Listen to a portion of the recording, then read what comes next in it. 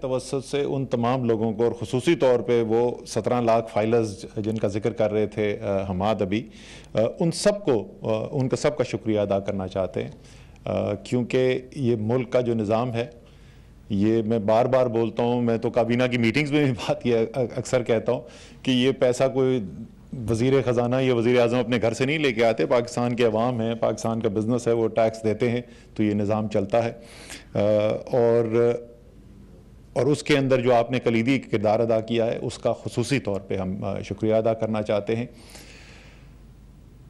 تھوڑی سی باتیں جس کی طرف میں توجہ دلانا چاہوں گا، وہ فلسفہ کیا ہے جس کی ابھی بات کر رہے تھے حماد، کہ جس کے ذریعے ہم ٹیکس کی پالیسی آگے بنانا چاہتے ہیں، وہ کیا اہداف ہیں جن کو ہم حاصل کرنا چاہتے ہیں، وہ کیا طریقہ کار ہے جس کو ہم اپنانا چاہتے ہیں۔ اس کے موٹے موٹے اگر میں پہلو آپ سے جو سب سے اہم نکات ہیں ان کے اوپر ذکر کروں، ایک تو ظاہر ہے کہ جتنا اس وقت پاکستان ٹیکس اکٹھا کرتا ہے، پاکستان کی حکومت ٹیکس اکٹھا کرتی ہے، وہ ناکافی ہے پاکستان کا نظام چلانے کے لیے۔ یہ سب آپ کو بھی پتہ ہے کہ ہم سے ملتے جلتے جو ممالک ہیں ان کے اندر بھی جو اس وقت ٹیکس کلیکشن ہو رہی ہے ایک معیشت کی سائز کے مطابقت سے، وہ ہم سے زیادہ ہو رہی ہے، اور جب زیادہ ہوتی ہے تو اس کا مطلب آپ پہ قرضوں کا بوجھ بھی کم ہے، اس کا مطلب کہ آپ عوام کی فلاح و بہبود کے لیے زیادہ پیسہ خرچ کر سکتے ہیں، یا ملک کی ترقی کے لیے زیادہ پیسہ خرچ کر سکتے ہیں، اور ملک کے اندر عمومی طور پر بہتری آ سکتی ہے۔ تو یہ تو ہے ہی ہے، اس میں تو کوئی شک ہی نہیں کہ ہمارا جو tax to G D P ratio ہے اس کو ہم نے بڑھانا ہے، لیکن سوال یہ ہے کہ کیسے بڑھانا ہے۔ اس کے لیے جو بنیادی بالکل نکات ہیں جن کا میں چیئرمین صاحب کے ساتھ بار بار ذکر بھی کرتا رہتا ہوں، آج بھی میٹنگ ہو رہی تھی، آج بھی اس کا ذکر ہو رہا تھا۔ سب سے پہلی چیز آسانی پیدا کریں، جو ٹیکس دینا چاہتا ہے اس کے لیے آسانی پیدا کریں، اور ہمارا جو ٹیکس کا نظام ہے اس کی میں اگر ایک چھوٹی سی چیز بتاؤں جس میں بھی خود میں سچی بات ہے، حکومت میں آنے سے پہلے میں نے بھی کبھی اس کا سوچا نہیں تھا کہ ایک ملک جس کے اندر بہت چھوٹی تعداد انگریزی بولنے والوں کی ہے، ایف بی آئی کے قوانین سارے جو ہیں وہ انگریزی میں، صرف خدا کا واسطہ اس کو اردو کے اندر لکھو بھائی، لوگ پڑھ سکیں، ایک عام آدمی پڑھ تو سکے میرے پر کیا قانون لاگو ہوتا ہے، میں نے کس طریقے سے ٹیکس دینا ہے۔ اسی طریقے سے جو فارمز ہیں اس کے اندر مجھے تو ایسا لگتا ہے کہ شاید آپ بیٹی کا رشتہ دے رہے ہوں تو کم سوال پوچھیں جتنے سوال ایف بی آر پوچھتی ہے، کہ میں باقاعدہ، اور میرے ساتھ بیماری یہ ہے مجھے کہ اگر کوئی قانون میں چیز لکھی ہوئی ہے تو پھر میں اس کو پوری کوشش کرتا ہوں کہ فالو کروں، تو میں پوری وہ فائلیں کھول کے بیٹھا ہوتا ہوں، 12 مہینے کے بل، یار اس کے اندر دیکھو ود ہولڈنگ ٹیکس کتنا کٹا اور وہ جمع کر کے، اور بجلی کا بل کتنا ہے، خدا کا واسطہ ہے۔ ٹیکنالوجی کا زمانہ ہے، اگر آپ کو انفارمیشن چاہیے بھی ہے، سوئی ناردرن بھی سوئی سدرن بھی حکومتی کمپنیاں ہیں، بجلی کے ادارے بھی حکومتی کمپنی ہے، خدا کا واسطہ اپنے دونوں کو ڈیٹا بیس کو انٹیگریٹ کرو، خود چلو، ان سے بار بار کیوں پوچھتے ہو؟ تو اس طریقے سے جو انفارمیشن گیدرنگ ہے اس کو ٹیکنالوجی بیس کریں، آسان کریں، جو چیز بالکل ایبسولوٹ مسٹ ہے وہ پوچھیں، ورنہ صرف انفارمیشن جمع کرنے کے لیے انفارمیشن نہ پوچھیں۔ وہ اور بات ہے کہ پتہ نہیں انفارمیشن لے کے کرتے بھی کیا ہیں۔ میرے خیال میں اب جمہوریت نہ خطرے میں پڑ جائے جو میں آگے والی بات کہنے والا ہوں، قومی اسمبلی میں آ کے آپ کھڑے ہو جائیں اور صرف گاڑیوں سے جو لوگ اتر رہے ہوتے ہیں وہی دیکھتے شروع کر دیں، اور اس کے بعد ان کے ٹیکس ریٹرن دیکھ لیں، تو آپ کو کوئی انفارمیشن جمع کرنے کی ضرورت نہیں ہے۔ کیوں، یہ سچ کہہ رہا ہوں کہ نہیں؟ اب یہ کل میرے پر کنٹیمپٹ کے چارجز آنے والے۔ اچھا، بڑے مگر کل ہماری وزیر اعظم ریویو کر رہے تھے اور کل یہی بات ہو رہی تھی کہ خدا کا واسطہ وہ چور جس کو ساری قوم کو پتا ہے،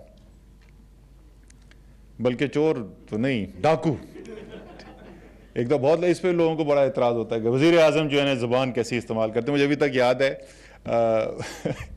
یہ جو رائیونڈ میں جلسہ تھا تو پرائم منسٹر نے کہا کہ جی میں بڑا لوگوں نے بولا ہے کہ یہ زبان جو ہے نا یہ ٹھیک نہیں استعمال کرتا، تو میں نے بڑا اس کے اوپر غور کیا ہے، تو آج سے میں نے فیصلہ کیا ہے کہ میں ان کو ڈاکو نہیں بولوں گا، میں آج سے بڑے مہذب طریقے سے ان کے بارے میں بات کروں گا، تو میں آج سے مسٹر ڈاکو بولا کروں گا. وہ جو ڈاکو ہے اس کو ڈاکو نہیں بولے تو اور کیا کرے. یہ لوگ جو محنت کرتے ہیں، اس کا اپنا جائز ٹیکس دیتے ہیں جس سے ملک چلتا ہے، یہ ان کا حق ہے کہ وہ جو نہیں دے رہے ہیں جائز ٹیکس، جو چوری کر رہے ہیں، ان کو پکڑا جائے. یہ کوئی سیاست کی بات نہیں ہے، یہ ان لوگوں کا حق ہے اور ان کروڑوں لوگوں کا حق ہے جن سے پیسہ لیتی ہے قوم. دوسرا کام جو ہے، جو چوری کرے اس کے پاس چھپنے کی جگہ نہیں ہونی چاہیے. آسانی پیدا کریں، جو ٹیکس دینا چاہتا ہے، جو دیانتدار ٹیکس دے رہا ہے اس کے لیے آسانی پیدا کریں. دوسری چیز، جو نئی دیانتداری سے دے رہا ہے اس کے پاس چھپنے کی جگہ نہیں ہونی چاہیے. اور اس میں لاکھوں لوگوں کے پیچھے بھاگنے کی ضرورت نہیں ہے.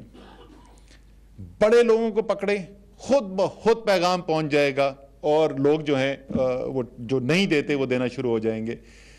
تیسری چیز، یہ پاکستان کے عوام کا حق ہے اور یہ ہمارا فرض ہے کہ وہ جو پیسہ جمع ہوتا ہے، پاکستان میں کاروبار بھی کرنا مشکل ہے، لیکن چلیں آپ تو صاحب ثروت لوگ ہیں پھر بھی دے دیتے.